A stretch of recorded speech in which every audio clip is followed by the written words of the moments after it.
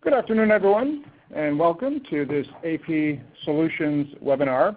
My name is Dwayne DeSonia, and I'm the Regional Director for the AP in the Northeast United States. It's great to meet you all online this afternoon.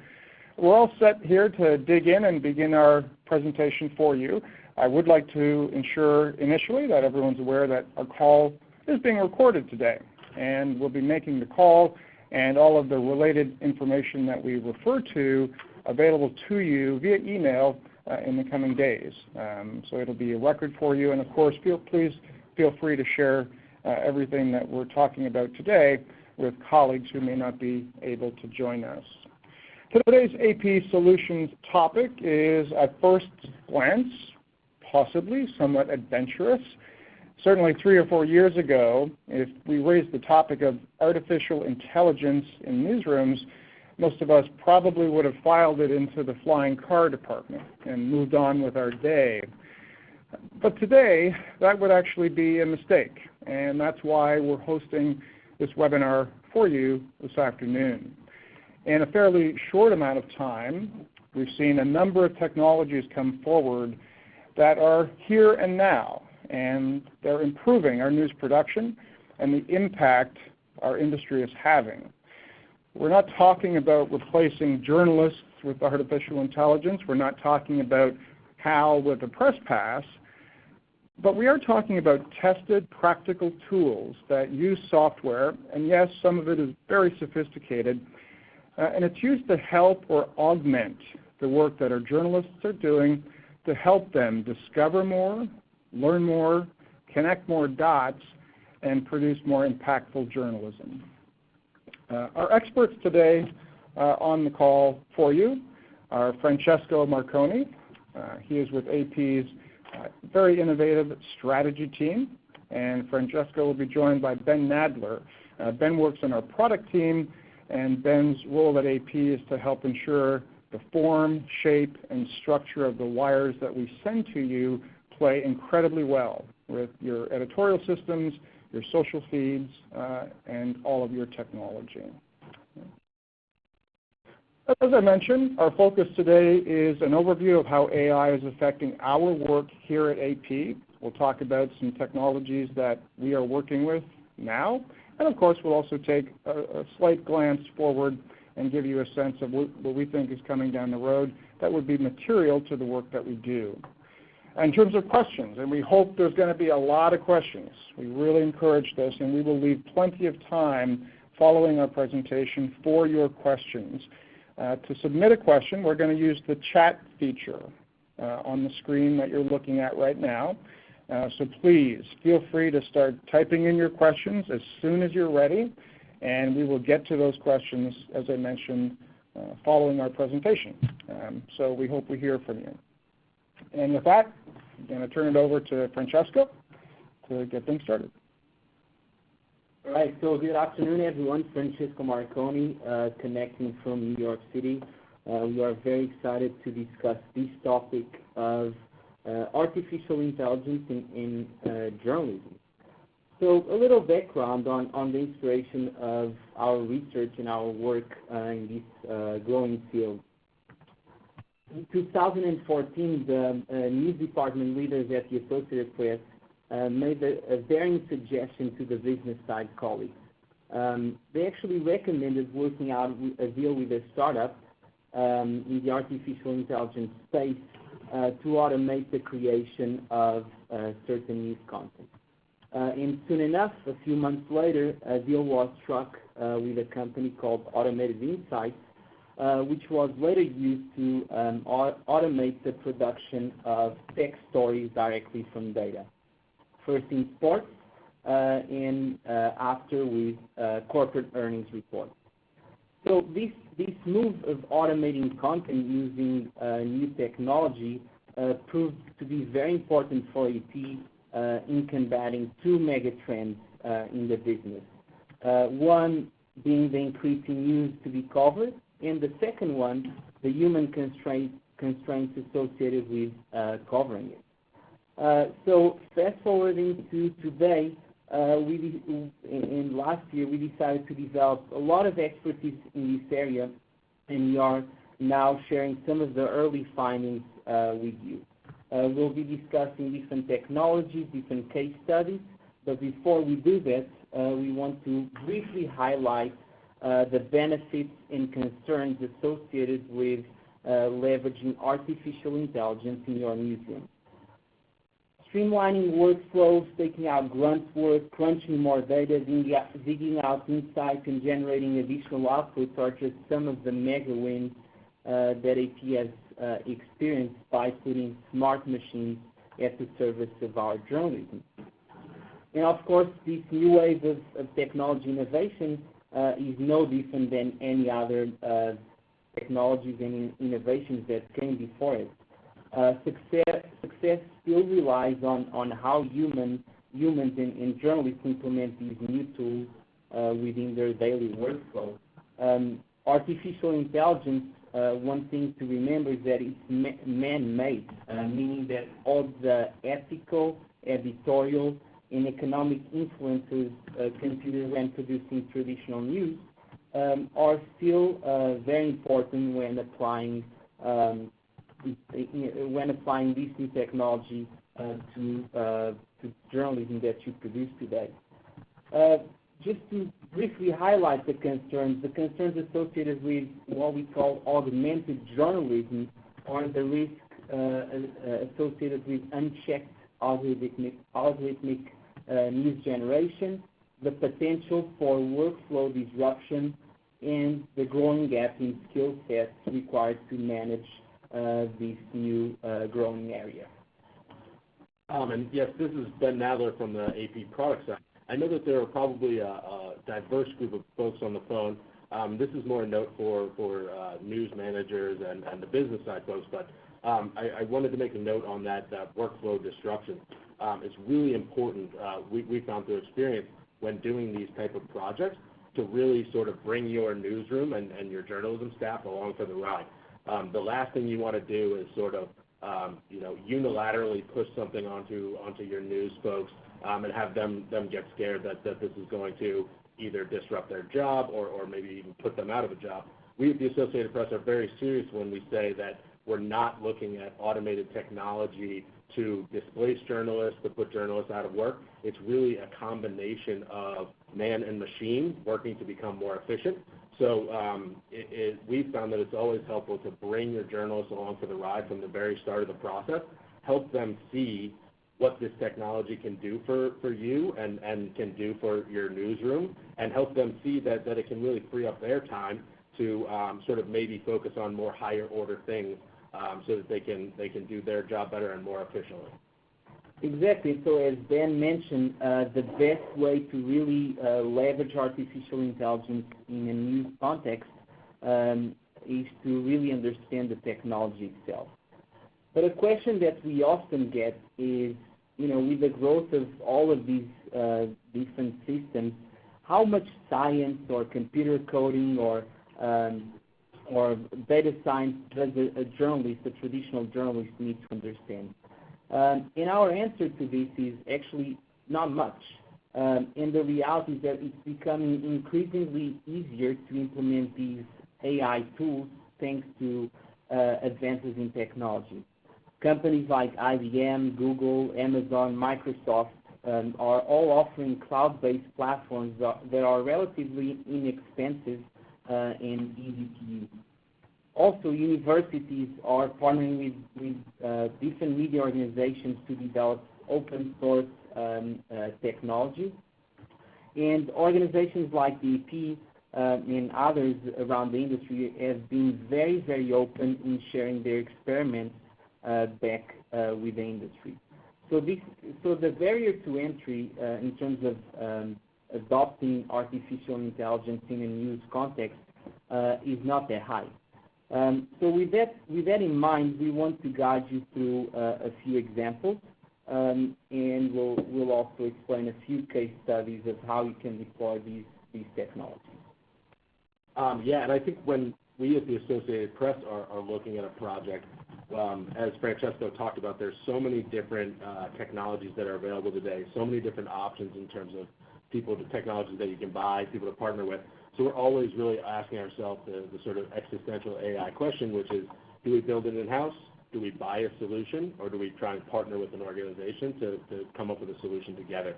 And I think we always look to first see if we can build it in-house. We have a very talented team of technologists and data journalists. And so we always ask ourselves, do we have the skills on staff to do this in-house? And do those skills, do those resources have the bandwidth to do this right now? I think it's also important to sort of analyze, you never want to reinvent the wheel. So if there's an out-of-the-box solution or an open source technology that you can utilize to get you started, whether it gets you 50% of the way, 75% of the way, or 100% of the way, it's always good to take advantage of those technologies, and we do that very much at the Associated Press, whether it's using something like TensorFlow or some of the other tools that are available. And then once we've decided, okay, maybe this is something we can't build in-house, then I think we always next look to partner with an organization. So we've had a lot of success in the past on partnering with organizations like Automated Insights, which Francesco will talk a little bit about. And that always works well when both parties can bring something to the table. When AP can add something to their value and the partner organization can bring something to the table as well. And you can kind of co-brand and co-create a solution that really leverages both parties' strengths. And then I think the third one we look to, which is sort of the last case when you're talking about how to do this, is to just buy a technology out of the box. All right, so now we have a little bit of context of sort of the questions that you should ask yourself. Now we'll jump into sort of the fun part of the presentation, which is exploring the technologies that are relevant for journalism. And each of AI's unique subdomains offer opportunities for journalists to augment their work. In this session today, we'll cover some of those fields, not all, and these include machine learning, natural language, speech, vision, and robotics. And again, we'll give you a brief description of what those things are, a case study, as well as some examples that are being deployed in the industry. So we'll start with machine learning. At the heart of several artificial intelligence systems is machine learning, which relies on a method of breaking down a very complex idea into a series of smaller, more approachable tasks.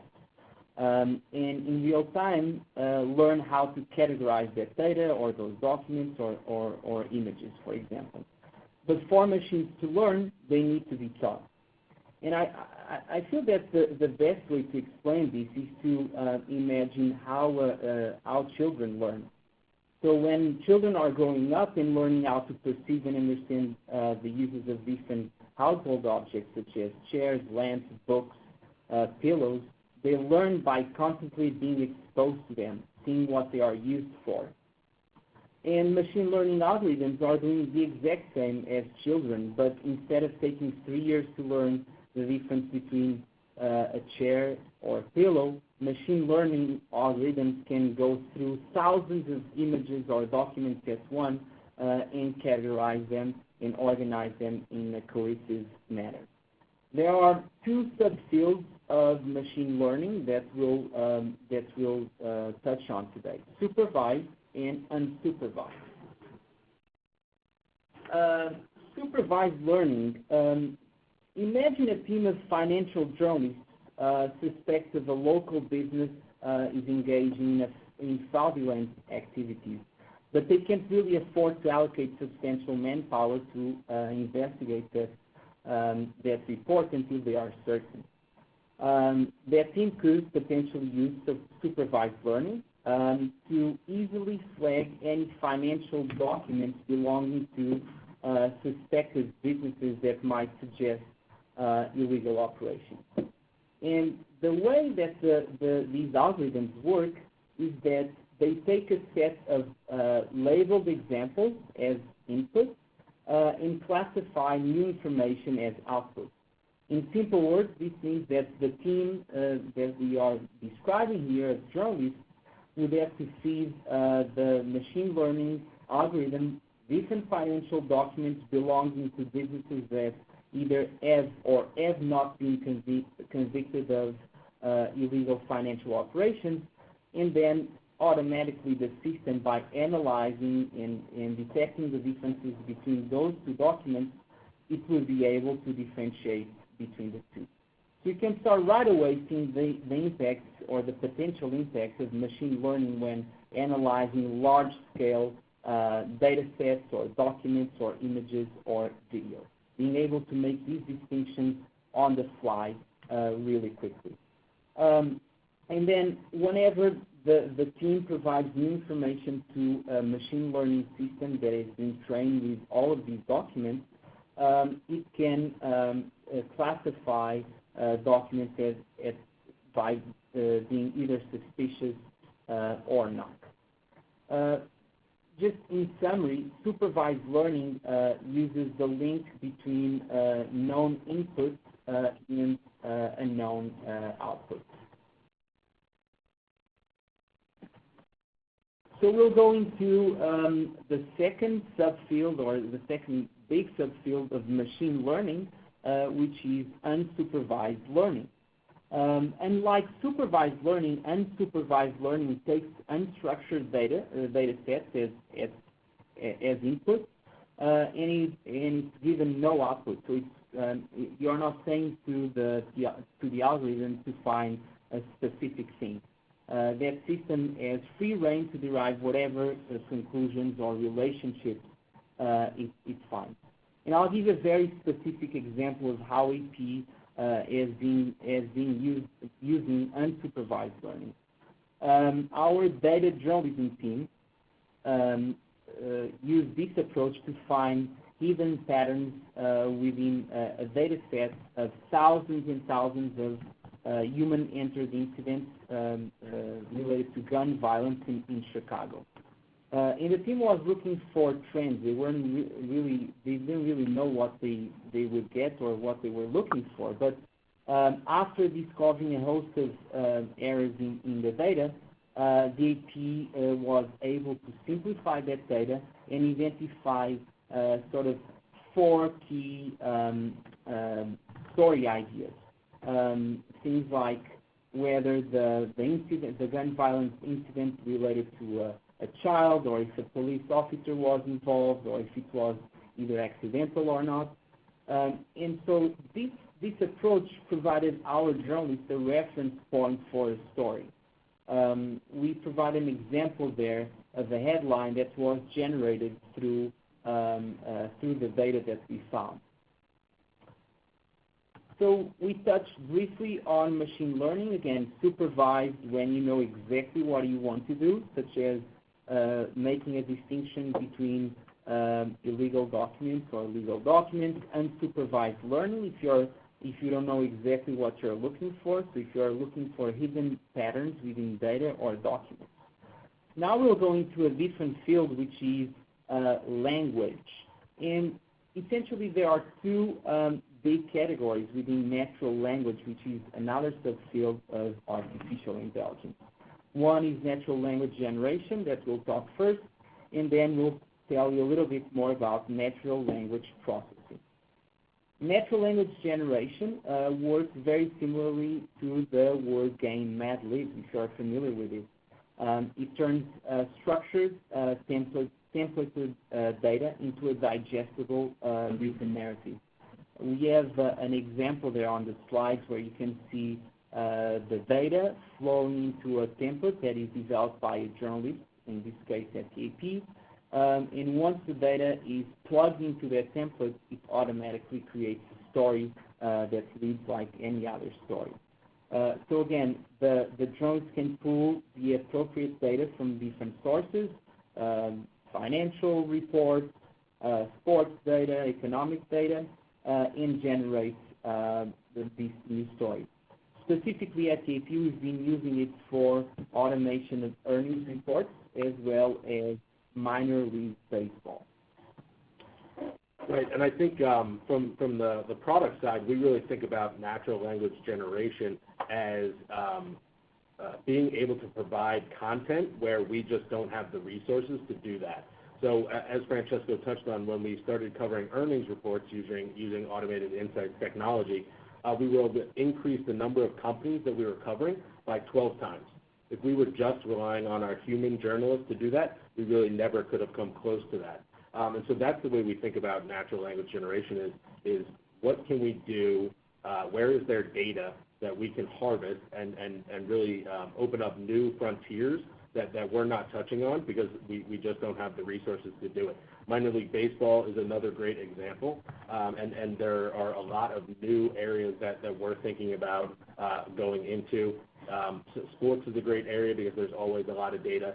You can imagine, real estate, things like that is a really good area. And the most important thing when you're talking about natural language generation is you really need to have clean data in order to produce these stories. The data takes a lot of work. We at the Associated Press have done a lot of work to on the front end clean up data sets, but then also to maintain them moving forward. And I'm not saying that the algorithms themselves are easy by any means, but we've seen that a lot of the work that we have to do from the journalism side is really just keeping that data clean.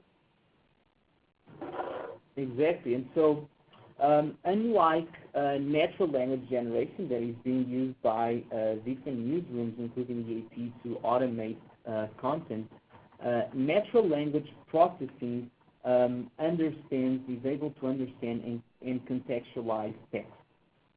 In simple words, natural language generation writes and natural language processing reads. NLP can help news organizations determine links that connect different entities in a text document, such as companies, locations, time, organizations, people, and this, extracting these relationships may seem like a trivial thing, but it actually takes a human researcher months to really plot millions of relationships between individuals. So natural language processing is also a very powerful tool when investigating large-scale either documents or reports or any other type of data set. And so one of the things that we use natural language processing for today, which has been in place for quite some time now, is our automated metadata classification. So we have an automated metadata engine that actually scans a text story, and it will pull out subjects, classification, entities, things that you might be interested in that you might want to use to parse the content. And we actually use natural language processing to do things like synonym association and aliases. So one example of that is if you're scanning a text story and it says the President of the United States, we can use natural language processing to know that that means Donald J. Trump. And so this is something that we already use and process today. Anyone who's taken an AP text story gets metadata stamped on that story that uses NLP to power our automated metadata classification. And then secondly, I'd say this is also an area that we're experimenting with as well. So one area we've already have sort of in play and have had for some time, but it's also an area that we're still sort of pushing to see what new can we do with this. And one of the big things that we see from the product side is experimenting with natural language processing to do versioning of stories.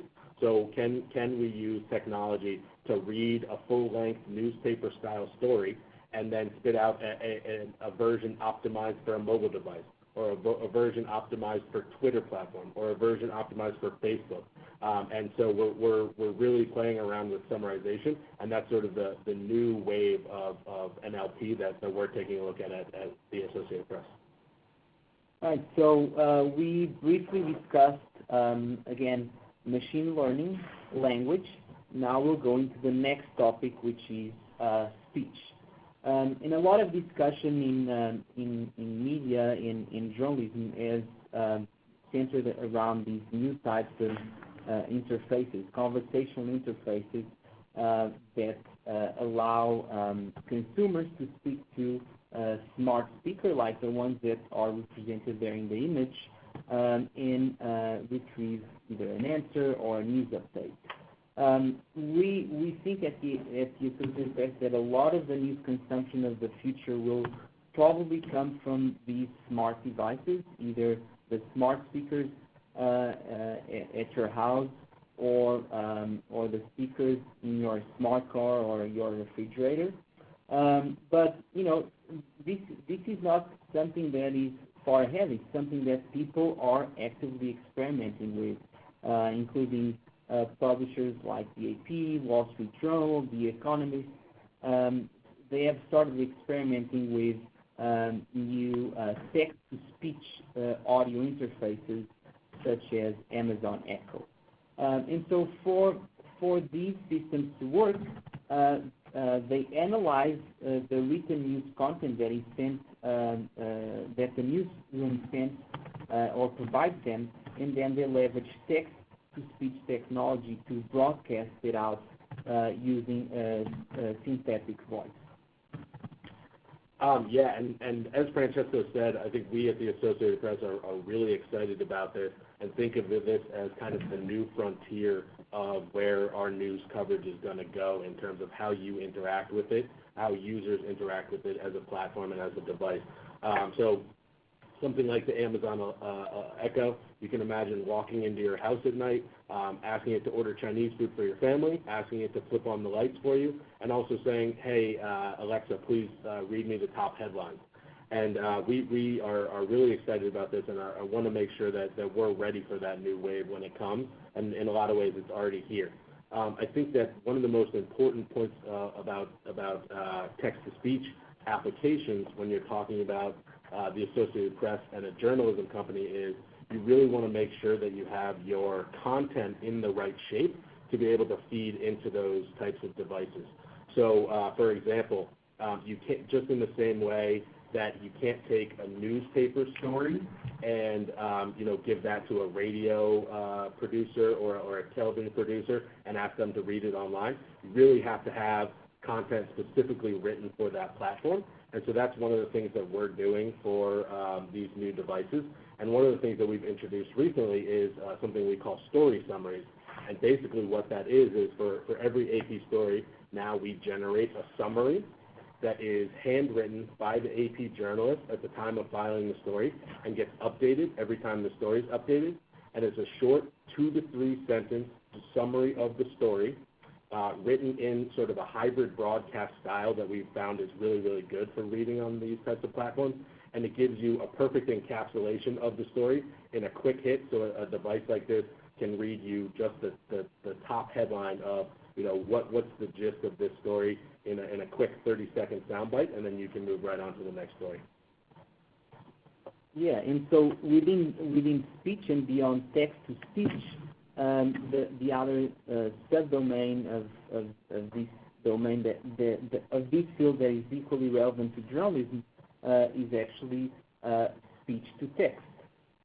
Speech-to-text essentially takes vocal patterns as inputs and matches them to an output, to a text output. In simple terms, it derives meaning from sound, just like people when they listen to each other. They turn the spoken word into text, and you can right away see the potential of this for activities like transcription and captioning, as well as other very time-consuming tasks that journalists must complete every day. And include an example of a very interesting open source tool developed by the Mozilla Foundation, which uses speech-to-text to automate routine post-production actions like captioning videos or selecting meaningful quotes from the video. And these tools, this specific example is an open source tool that you can use in your newsroom. Yeah, and so I think some of the most basic applications of speech-to-text you can probably imagine are just a journalist who goes out into the field, records an interview with someone, and in the old days you would literally have to go back and listen to that recording, stop it, write your copy, and then go back, start it up again, listen to that soundbite, write more. And now you can have automated technology spit out, and for really, you know, a lot of these tools are either open source or very, very cheap. There are apps that do this for you on your phone. You can have that technology spit out a complete transcript with very, very little error rate as to the exact text of what that person said, and it really can open up the whole process of doing an interview, as well as things like transcription of video, transcription of audio files, which the Associated Press is currently using that for. All right, so beyond listening and transcribing, other smart systems are actually being developed that can record what the eye can see, or in some other cases, even more than the human eye can see in terms of visual content. This is called computer vision, and it can really help editors and reporters quickly classify and organize vast corpuses of images and video, as well as speed up the editing process, and in some cases, source evidence for investigative pieces. And you'll see an example that we included there, which this is actually from the Google Cloud Vision API, which is again a cloud service by Google that is fairly affordable. And what that system allows you to do is to input images and automatically generate tags for those photos. So as an experiment, we uploaded a picture of a protest in Latin America, and the algorithm was automatically able to determine that it was a crowd, there were people, it was a protest, demonstration, and so forth. I also want to tell you a little bit about a very interesting and high-profile case of where AP used computer vision associated with satellite imagery. We collaborated with a company called Digital Globe to secure high-resolution images of sea vessels in Southeast Asia to document evidence for a project on the abuses of the seafood industry, and which was using slave labor. As a result, AP won the Pulitzer Prize for that investigation, and most importantly, 2,000 people were freed from really harsh working conditions.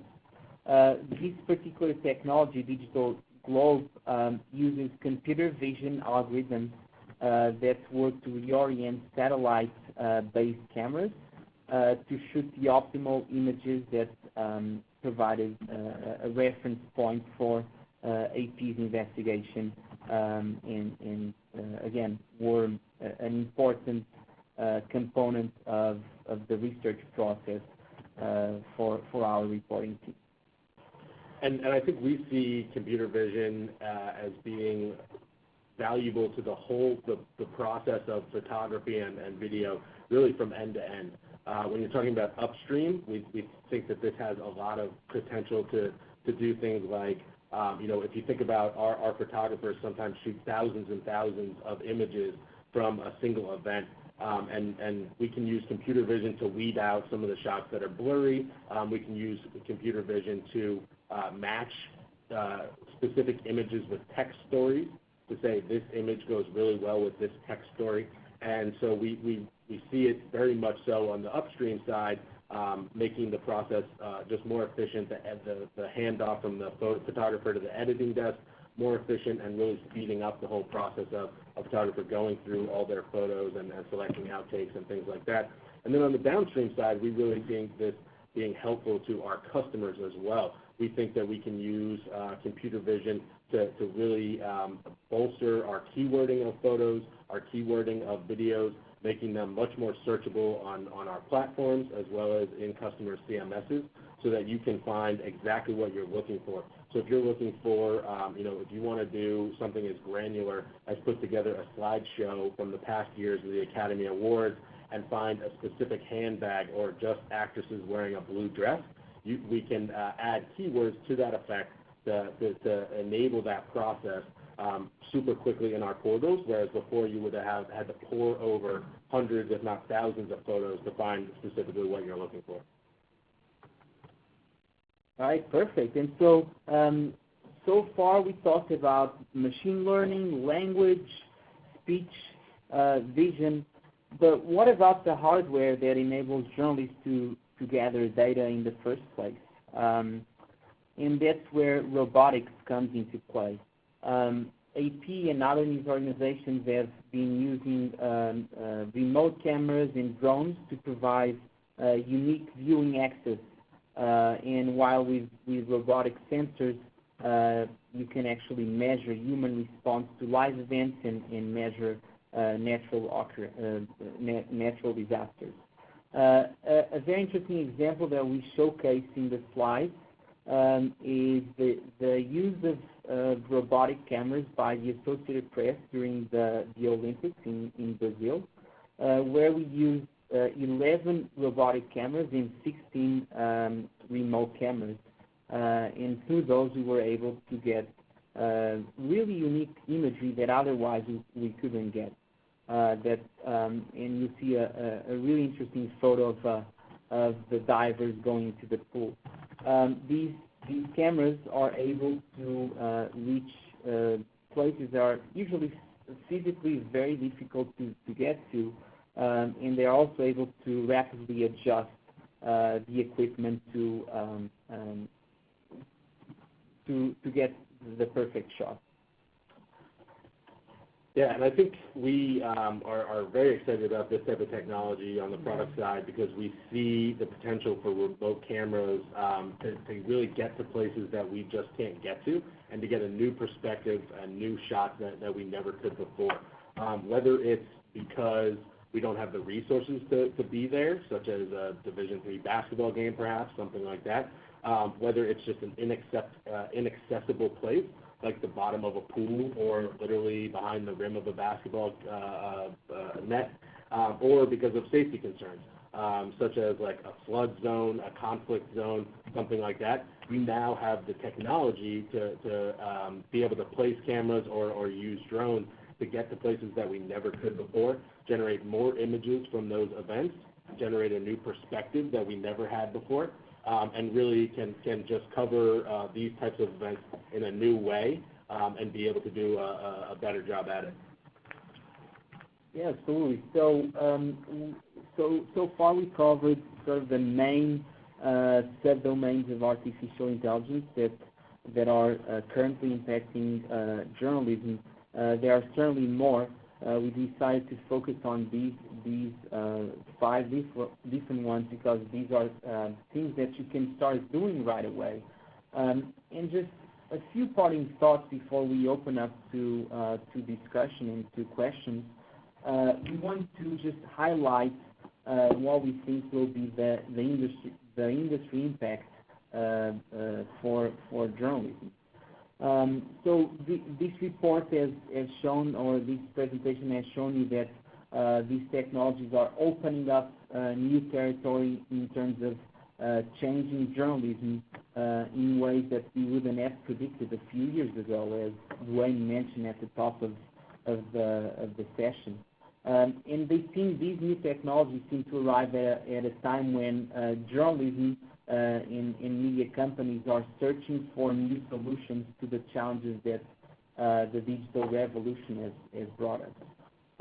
So not only is it important to save time and money in an area of shifting media economics, it's also important to keep pace with the growing scale and scope of the news business itself, and that's why it's so important to consider artificial intelligence in its deployment to your newsroom. And in addition to the scale, the scope, and the speed, these technologies can actually also move the needle in terms of accuracy.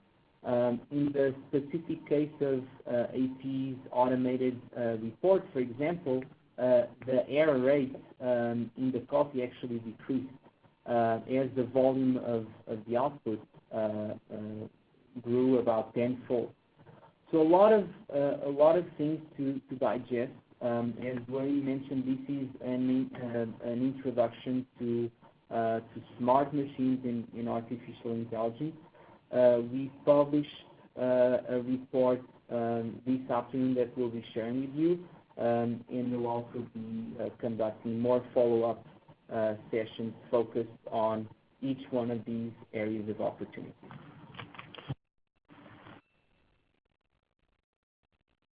Terrific. Great. Thanks, guys. This is Dwayne DeSonia again, your host and friendly moderator for our call this afternoon. So Ben and Francesco, you guys are real, right? We are not cyborgs. Just checking. So as a reminder, folks, we really encourage questions on our presentation and the content of that today. We have a couple of questions coming in, which is terrific. If you would like to drop us a question, then please use the chat feature on the screen in front of you, and we'll tackle the questions as they come in.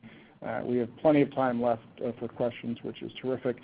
So yes, we've covered a lot of information today. We sort of have two classes of technology that can help journalists across the board discover more, find more, add more facts to stories that before they may not have been able to access just because of time.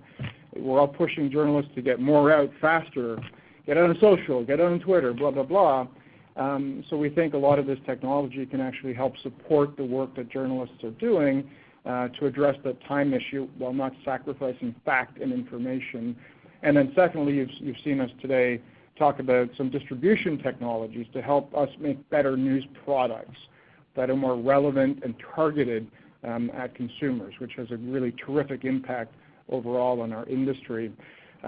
Data crunching, data analysis, large spreadsheets, that's a challenge that a lot of journalists are facing. More and more newsroom guys are getting their hands on large spreadsheets, and we have a question from Mark about how these technologies and real cases, if you can address it from that perspective, can help journalists crunch large volumes of data, Panama paper type stuff, WikiLeaks drops. What are some suggestions from you on how journalists can use these technologies to mine through that information faster? Absolutely, and it's an excellent question from Mark, and you'll be pleased to know that one of the case studies in the report that we'll be sharing with you is precisely Panama Papers. The team that was involved in this investigation included about 400 journalists that spent about 3 years analyzing 2.6 terabytes of information in financial documents that were leaked. They did not use artificial intelligence, specifically natural language processing, for their process, but they told us they wish they had. They could have made the process much faster to augment what the journalists were doing and end up with the same results. So that's the Panama Papers specifically would be an amazing scenario to use this type of technology.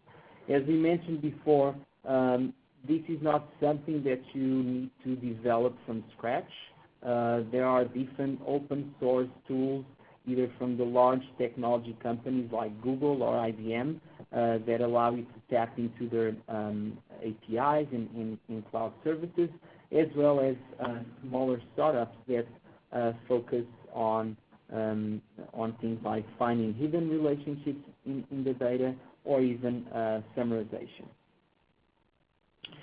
Follow-up question from Mark, and it's a good one. You touched on it at the beginning, and so really, I mean, do you guys see a day when journalists won't be required? No, I don't ever foresee a day when journalists aren't required. First of all, you always have to have someone guiding the machine to make sure that they are, producing quality content that doesn't have a lot of errors in it. So there's always a really strong QA and QC process going on, and quite frankly, one thing that journalists do really well that machines probably won't ever be able to do really well is tell and find human stories and convey the world in a human way that just quite frankly a machine couldn't do. So I think a good way to look at this is with our earnings reports.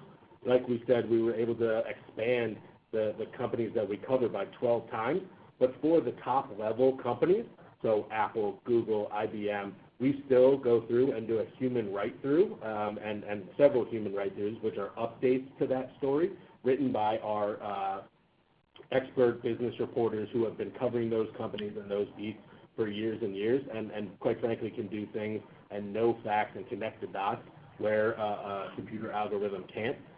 So, I don't know about 300 years from now, but certainly in the foreseeable future, I don't ever foresee a day when this is going to replace journalism, because journalists are just too important to this process.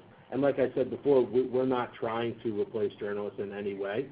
We very much see this as freeing up journalists from sort of mundane or robotic tasks to let them create and do higher order journalism, go out and do what they do best, talk to other people, find more sources for information, and really, do what journalists do best.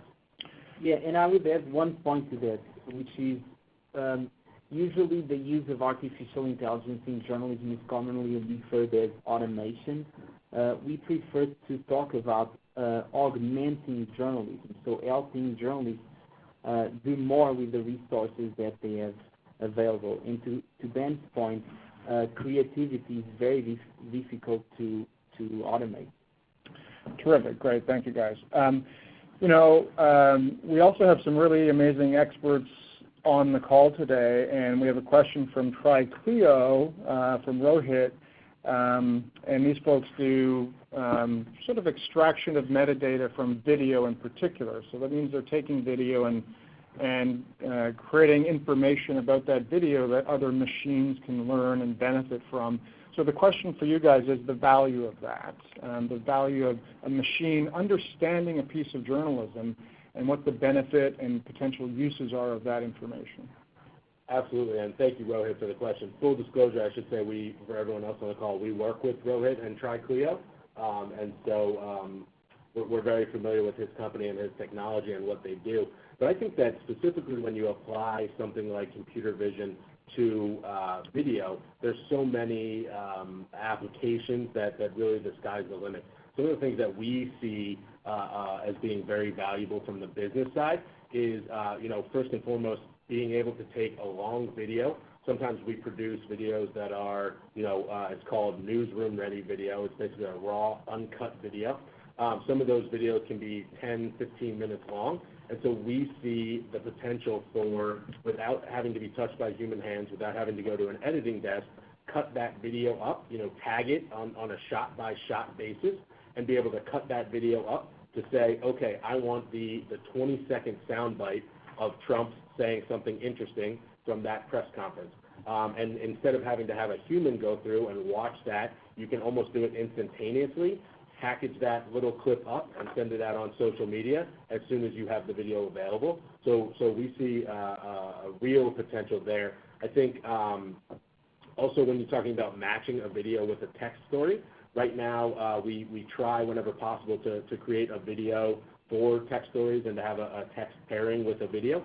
And sometimes those links don't get made, quite frankly, but this could be a way to say, okay, this video is about X, Y, and Z. We have a very nice text story that moved this morning that's about that same topic. Package that up together and move it in a digital package. And I think lastly, I would just talk about searchability and platforms.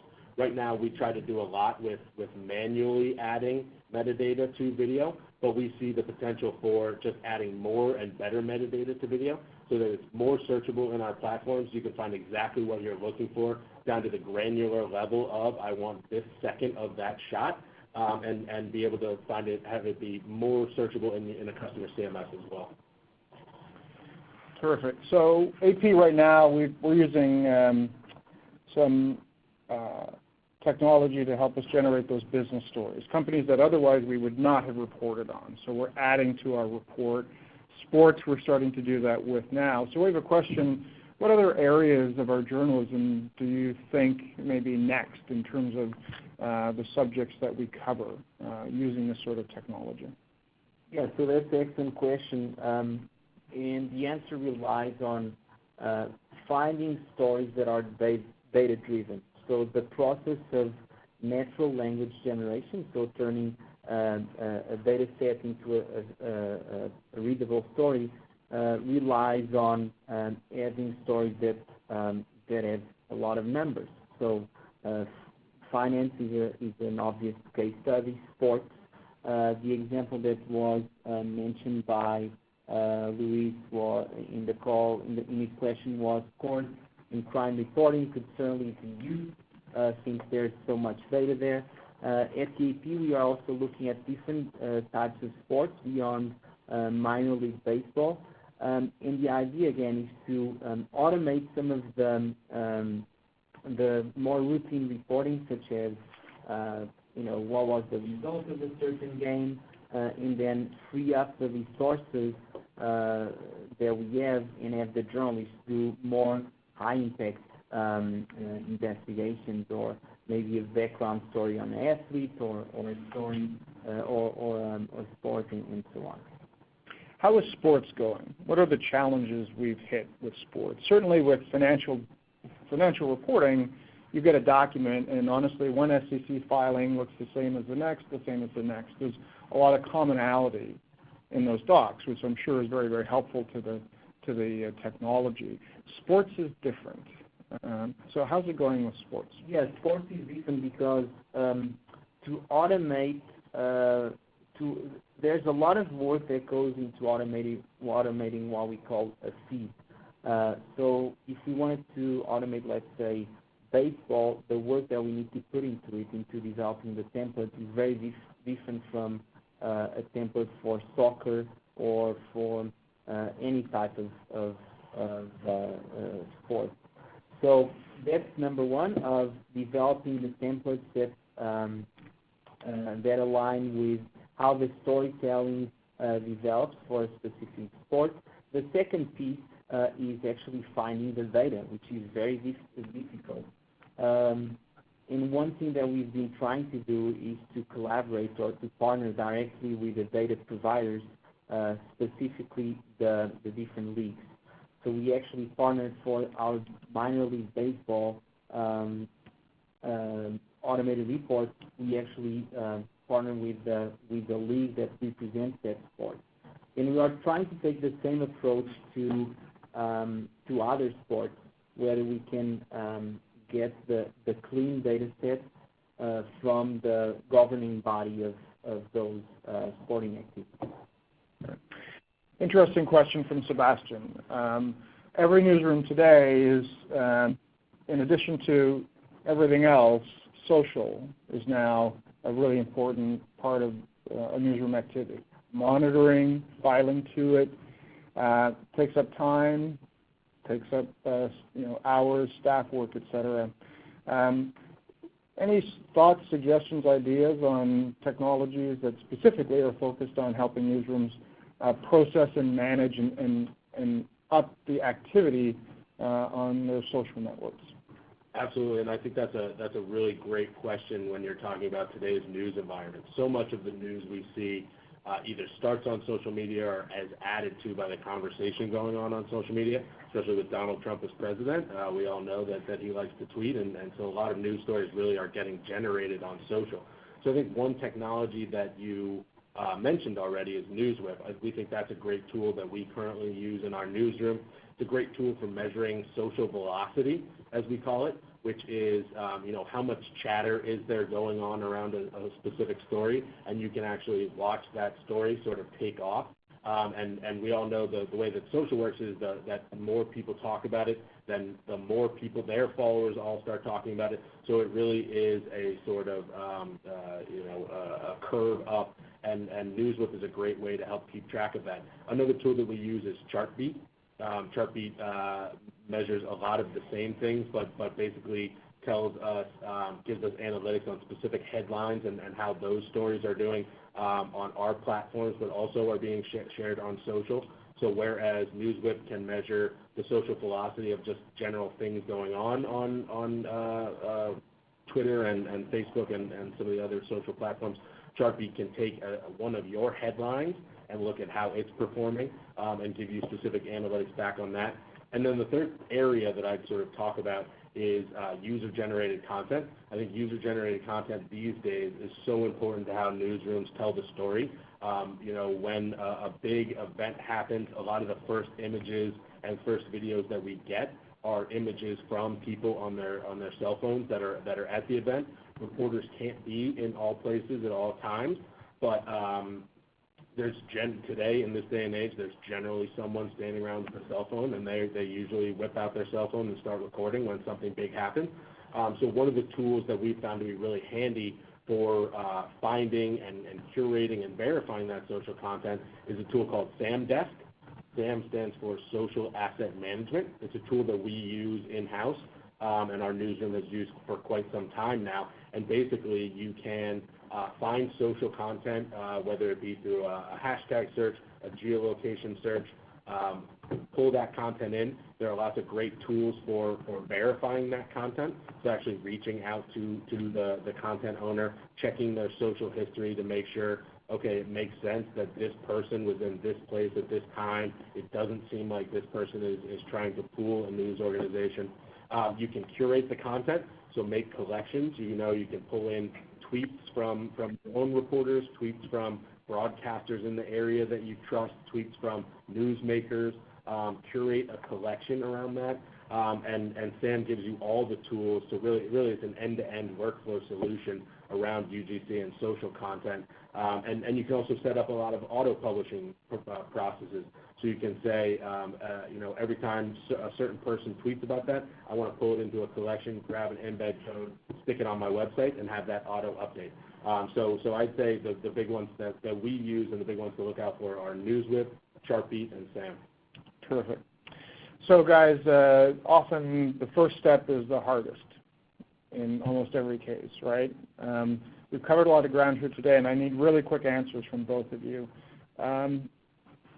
We will be sending out a link. We'll be sending out information from this call, but in terms of additional resources to get started, to get going, to increase awareness and understanding of what tools could be accessible by newsrooms today, what's your best advice?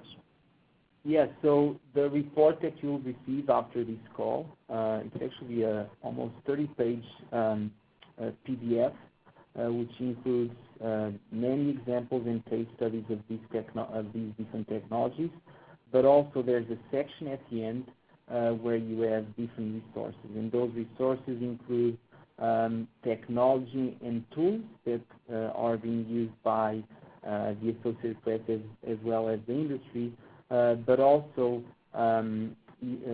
two other important resources. One is websites and blogs that you can follow, specifically focused on journalism innovation, and the second component is research and academic institutions that are actively engaging in the development of tools in collaboration with media organizations. Yeah, and I would say just start bothering the really smart people that you know and ask them, what they're doing in this space. The group of people that works on automated technologies and artificial intelligence in the news space is a really small community. Google News Labs is a great place to start. They have a sort of news and artificial intelligence 101 class that they put on.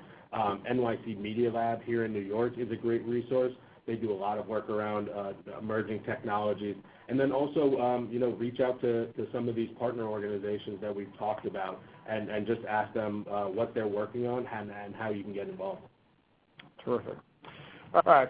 So, folks, thank you so much for joining our call today. More than anything, we hope that you found the call helpful, and I really hope that a key takeaway is a sense that this technology is now starting to affect the work that we do, and it's here to listen in on. So thank you again, and on behalf of all of my colleagues at the Associated Press, have a great afternoon.